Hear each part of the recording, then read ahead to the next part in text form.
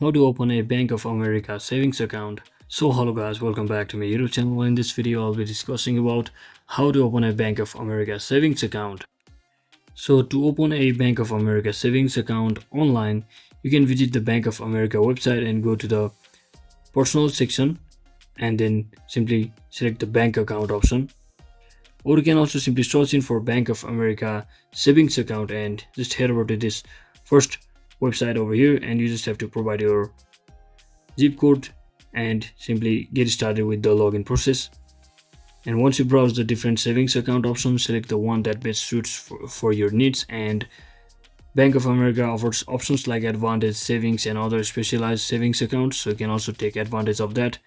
And similarly, you can just start the online application by simply tapping on apply now or open an account button to choose the account page, and you will be asked to provide your details about your account that you will use to fund the new savings account. So this could be basically existing Bank of America account or an account from another bank account.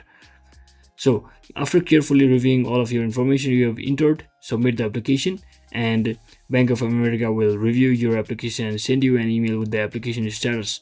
So once approved, you can basically log into your online banking or mobile app to activate your new savings account and start managing your account just like that.